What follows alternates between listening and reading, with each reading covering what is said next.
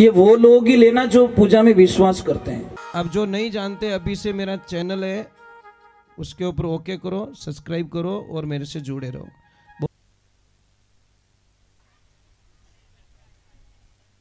जय श्री कृष्णा।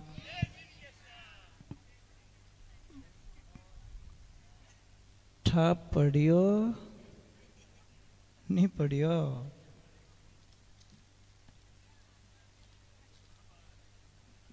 जिंदगी कितनी तेजी से जा रही है। कोई भजन में लिखे थारी उम्र भजन जी ना जाए, थारी उम्र रेल जीव जाए। जैसे ट्रेन भाग रही ना, ऐसे ऐसे हमारी उम्र भाग रही है। हम सबको पकड़ लेंगे पर उम्र को नहीं पकड़ेंगे। एक बात का ध्यान रखें। चलो ये एक छोटा सा प्रसंग पूरा कर लेते हैं, गुरुजी के पास में पहुंचा देते हैं, फिर आज की गुरु आश्रम पे छोड़ के हम लोग कल प्रवेश करेंगे कथा में। बुआ जी क्या लेके आए हो? देखो कुछ तो लेके आए। ये सबसे बड़ी बात क्या होती है कि हमारा थोड़ा सा विचार अगर बदल जाए, थोड़ा सा अहिंसा हम सीख जाए ना, तो किसी को हम मारेंगे नहीं। कई लोग बोलते हैं कि ये जो मांस वगैरह वगैरह खाते हैं बड़े गंदे लोग होते हैं। मांसाहारी भी इस दुनिया में बनाए भगवान ने, ऐसी बात नहीं है कि नहीं बनाए, मांस खाने वाले भी बनाए। पर एक बात का ध्यान रखना, जो भी मांस खाते हैं, जो भी चार पैर वाले जो होते हैं पशु कोई भी, उनमें एक कॉमनता देखिए, जन्मते ही उनकी आंखें नहीं खुली रहती। बिल्ली मांस खाती, उनके बच्चे की आंख नहीं खुली रहती। कुत्ता मांस खाता है, उनकी आंखें खुली नहीं रहती। सियार ले लो, शेर ले लो, जो भी ले लो, मतलब उनकी लगभग आंख खुली नहीं रहती। दूसरे नंबर, जो भी मांस खाते हैं उनके 4 दांत बड़े होते हैं।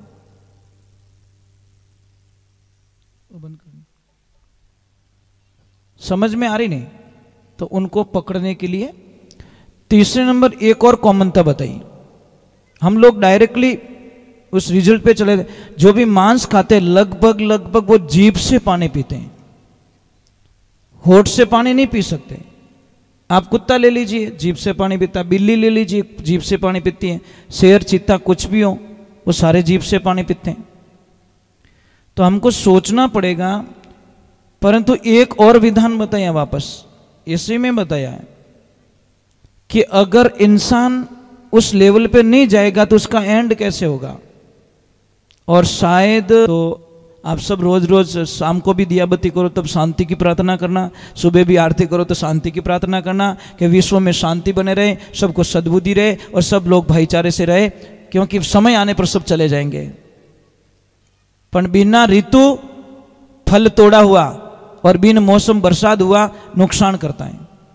बिना मौसम रे माने बरसात ऋतु नुकसान हुई, और बिना ऋतु रे माने अगर फल तोड़ोला बिना समय रे माने तो भी वही कोई काम रो नहीं रहेला। तो महाराज भगवान की कृपा हुई, वहाँ पे सबका मिलन हुआ है, मेरे प्रभु का सबके मिलन हुआ, सबको वापस भेज रहे हैं, सब रोते हुए जा रहे हैं। अभी इधर थोड़ा गुरु बिना कुछ भी नहीं हो सकता। तो अवंतीपुर में, उज्जैनी में संदीपनी ऋषि के यहाँ पे बलराम जी और मतलब कृष्ण के वहाँ पे मुंडन संस्कार होता है, गुरु संस्कार होता है वहाँ पे, और शरण में जाते हैं, वहाँ पे विद्या लेते हैं। विद्या लेने के बाद में आखिर में पूछा जाता है कि गुरुदेव, गुरु दक्षिणा में क्या चाहिए। और गुरु का कर्तव्य होता है कुछ मांगे, तो उन्होंने बोला हमें कुछ नहीं चाहिए। कई टाइम पहले समुद्र ने हमारे बच्चे को ले गया था, हमारा बच्चा मार दिया था उसको, वो बच्चा आप ला के दे दो, बस हमारा पुत्र चाहिए हमको। अब भगवान जाते समुद्र के पास में जाके वार्तालाप करते, या तो वो बच्चा दे दे, नहीं तो सूखने के लिए तैयार हो जा। समुद्र हाथ जोड़ के मनुष्य वेश में आके कहता है, प्रभु मेरी इसमें कोई गलती नहीं है, यहाँ पे शंकासुर नाम का राक्षस रहता मेरे पानी में, उसने ही उस बच्चे को खाया होगा। फिर वहां पे जाते शंकासुर को उठाते, यम लोग ले जाते, वहां से उस बच्चे को वापस रिपीट करके गुरु को लाके दक्षिणा में देकर फिर वापस मथुरा लौट जाते। ये बहुत लंबा चौड़ा कथन है। वहां पे सुदामा जी की कथन आता है, उनकी फ्रेंडशिप का कथन आता है। सुदामा जी और संदीपनी ऋषि ने जब चावल दिए थे, कर्म प्रधान ये कर्म आगे आएंगे देखना, चावल कुछ दिए थे खाने के लिए, चने दिए थे, तो सुदामा जी बोला इसको क्या पता है, हम खा लेते हैं। तो चने खा लिए सिर्फ, देखो छाने छाने चना खाया, कितना फोड़ा पड़ा, मतलब कितनी बड़ी सज्जा मिली सुदामा जी को, आप कल्पना भी नहीं कर सकते। ये कथन आगे आएगा, सिर्फ कृष्ण को बताया नहीं, चना खा लिया, बस उसकी सजा। हाँ पूरा है ना। तो चलो फिर आज का विश्राम, भगवान को वापस मथुरा आ गए गुरुधाम में जाके, और 2 दिन और बाकी रहे। भाई मैं तो प्रार्थना करूंगा कि 2 दिन थोड़ी खुशी दे देना, क्योंकि परसों शाम को ठीक 4 या 5 बजे शायद हम लोग यहाँ नहीं दिखेंगे, हम लोग यहाँ से चले जाएंगे, क्योंकि परसों शाम को हमारी कहाँ पे और सत्संग है हमारे दादाजी की, 12 वर्ष पूरे हो रहे हैं परसों, तो 12 वर्ष की सत्संग मेरे रात को जाके अटेंड करूंगा। तो हम तो उड़ते पंछी है भाई। हाँ एक बात अच्छी है, अच्छा लगता है, बस गाओ नाचो खूब झूमो, मुंडा मुंह मीठो बोलनो, अच्छो बोलनो, कितोक जीणो सबसे मीठा बोलो भाई।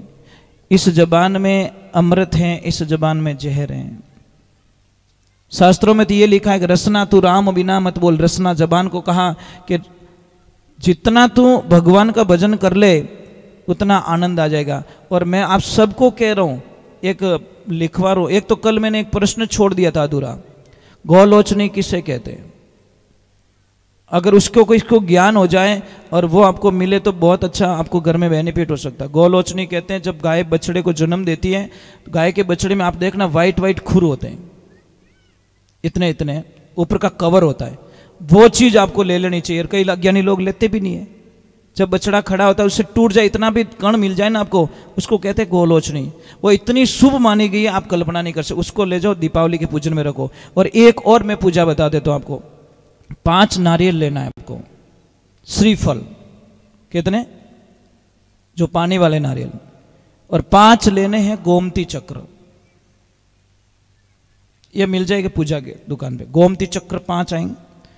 1.25 किलो पीली सरसों, ये वो लोग ही लेना जो पूजा में विश्वास करते हैं। जो पूजा में विश्वास नहीं करते उनको लेने की जरूरत नहीं है। लेना भी मत, फालतू का पैसा खर्च हो जाएगा आपका, बेनिफिट कुछ मिलेगा नहीं आपको। और 5 लेना है हरे कलर का कपड़ा, 5 कलर का कपड़ा, हरा, लाल, नीला, पीला और काला, ये 5 कलर के कपड़े लेने आपको।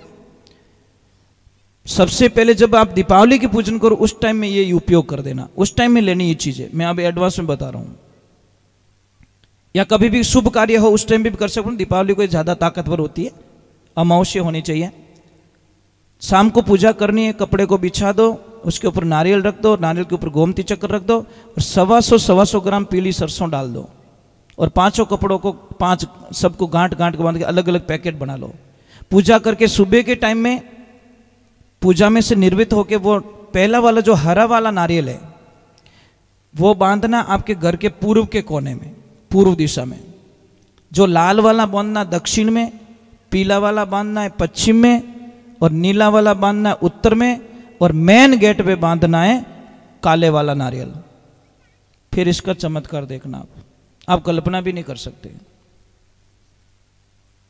मैंने तो बताई दिल से, ठीक है। अब हम आड़ो किकर करी,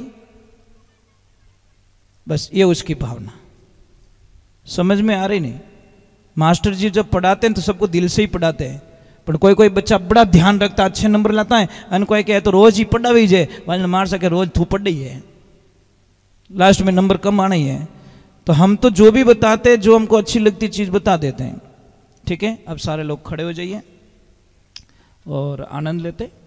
आरती का समय हो चुका है।